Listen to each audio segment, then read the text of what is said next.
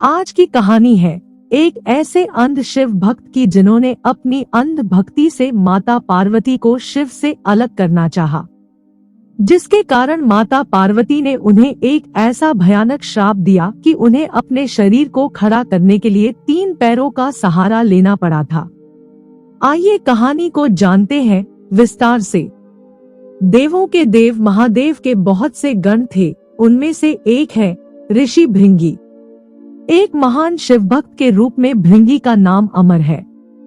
कहते हैं जहाँ शिव होंगे वहाँ गणेश, नंदी, श्रृंगी, भृंगी, वीरभद्र का वास स्वयं ही होगा। शिव शिवा के साथ उनके ये गण अवश्य चलते हैं। इनमें से सभी प्रमुख गणों के बारे में कोई ना कोई कहानियां प्रचलित है। भृंगी की खास बात यह है कि उनके 3 पैर हैं। शिव पुराण में शिव विवाह के लिए चली बारात में उनका जिक्र मिलता है। बिनु पद होए कोई, बहुपद बाहु यानी शिवगणों में कई बिना पैरों के थे और किसी के पास कई पैर थे। ये पद तुलसीदास जी ने भृंगी के लिए ही लिखा है। भृंगी के 3 पैर कैसे हुए, इसके पीछे एक कथा है। दरअसल भृंगी की एक अनुचित जिद ही वजह से सदाशिव और जगदम्बा को अर्धनारीश्वर रूप धारण करना पड़ा। भृंगी महान शिव भक्त थे। सदाशिव के चरणों में उनकी अत्यधिक प्रीति थी। उन्होंने स्वप्न में भी शिव के अतिरिक्त किसी का ध्यान नहीं किया था। यहाँ तक कि वह जगतजननी माँ पार्वती को भी सदाशिव से अलग मानते थे। शिवस्य चरणम केवलम के भाव में हमेशा रहते थे। उनकी बुद्धि यह स्वीकार ही नहीं करती थी कि शिव और पार्वती में कोई भेद नहीं है। एक बार सदाशिव के परम भक्त श्रृंगी ऋषि कैलाश पर अपने आराध्य की परिक्रमा करने पहुँचे। सदैव की तरह महादेव के बाईं जंघा पर आदिशक्ति जगदम्बा विराजमान थी। महादेव समाधि में थे और जगदम्बा चैतन्य थी। जगदम्बा के नेत्र खुले थे।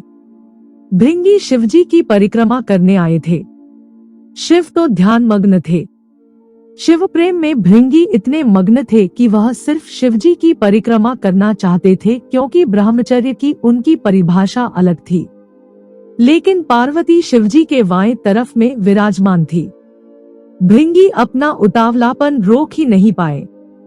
साहस इतना बढ़ गया कि उन्होंने जगदम्बा से अनुरोध कर दिया कि वह शिवजी से अलग होकर बैठें ताकि मैं शिवजी की परिक्रमा कर सकूं। जगदम्बा समझ गई कि है तो ये तपस्वी, लेकिन इसे अभी पूर्ण ज्ञान नहीं है, अभी यह अधूरा ज्ञान का है, इसलिए उन्होंने भृंगी की बात को अनसुना किया। भृंगी तो हठ में थे, कुछ भी सुनने समझने को तैयार ही नहीं।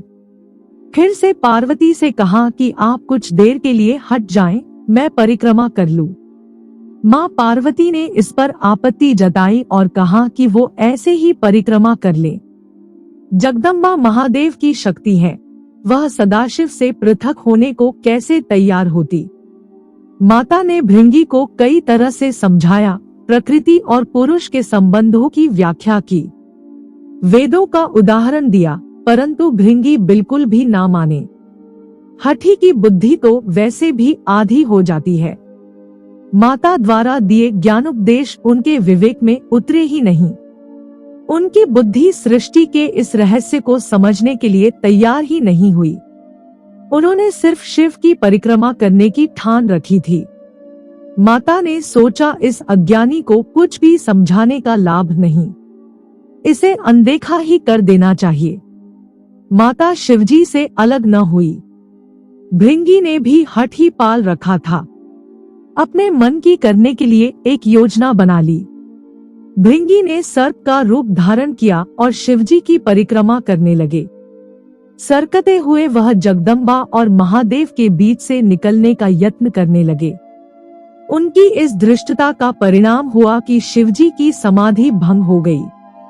उन्होंने समझ लिया कि मूर्ख जगदम्बा को मेरे वाम अंग पर देखकर विचलित है, वह हम दोनों में भेद कर रहा है। उसे सांकेतिक रूप से समझाने के लिए शिवजी ने तत्काल अर्धनारीश्वर स्वरूप धारण कर लिया। जगदम्बा अब उन्हीं में विलीन हो गई थी। शिवजी दाहिने भाग से पुरुष रूप में और बाएं भाग से स्त्री रूप में दिखने लगे। अब तो भृंगी की योजना पर पानी फिरने लगा। हठी का हठ तो भगवान से भी ऊपर जाने लगता है। भृंगी ने इतने पर भी हिम्मत नहीं हारी। उन्हें तो बस शिवजी की ही परिक्रमा करनी थी। अपनी जिद पूरी करने के लिए एक और मूर्खतापूर्ण प्रयास किया। अब भृंगी ने चूहे का रूप धारण कर लिया।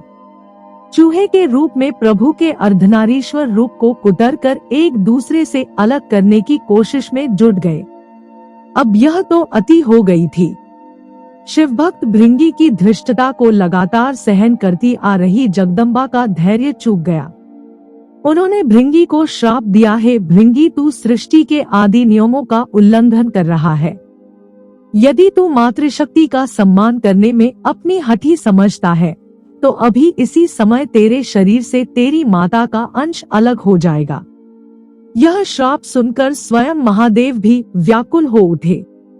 भृंगी की बुद्धि भले ही हर गई थी, पर महादेव जानते थे कि इस श्राप का मतलब कितना गंभीर है।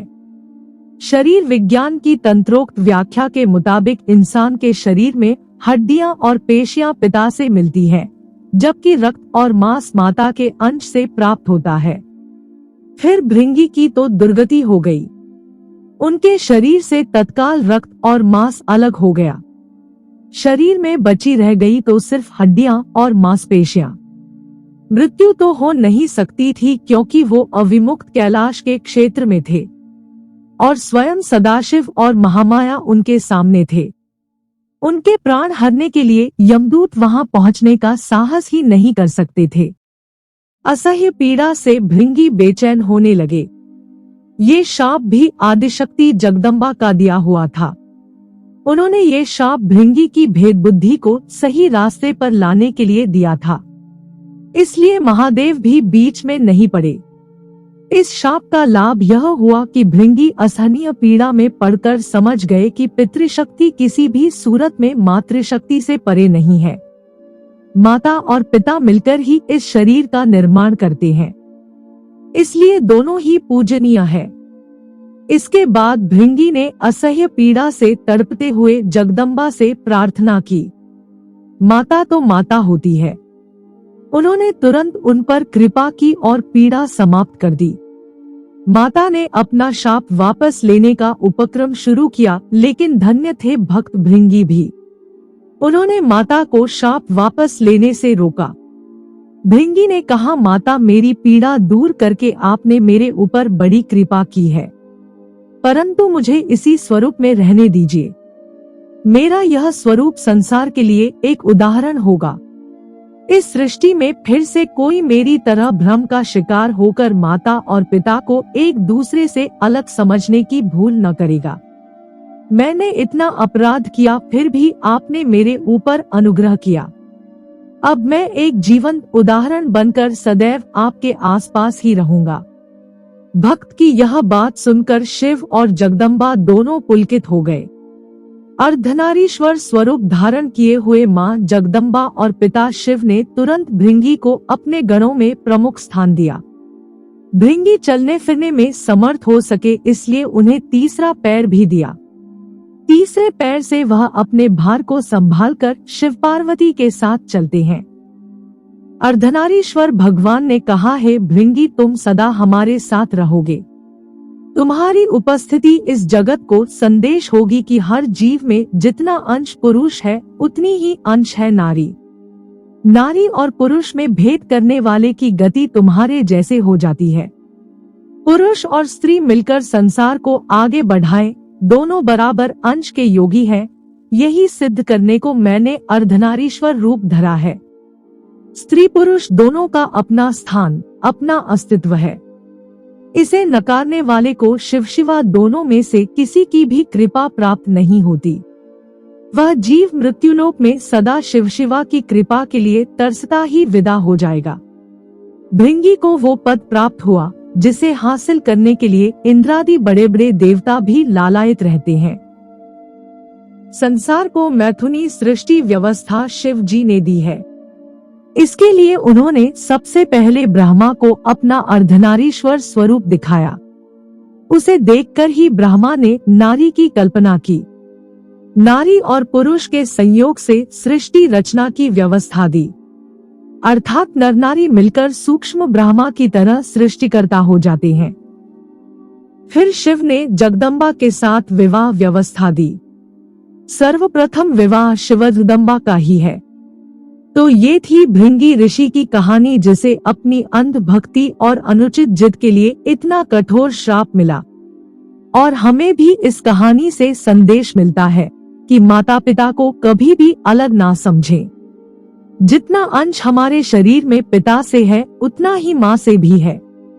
आशा है कि कहानी आपको अच्छी लगी होगी। तो ऐसी ही पौराणिक और रोचक कहानियां जानने के लिए कृपया डिवाइन उर्मी चैनल के साथ जुड़े रहिए। धन्यवाद।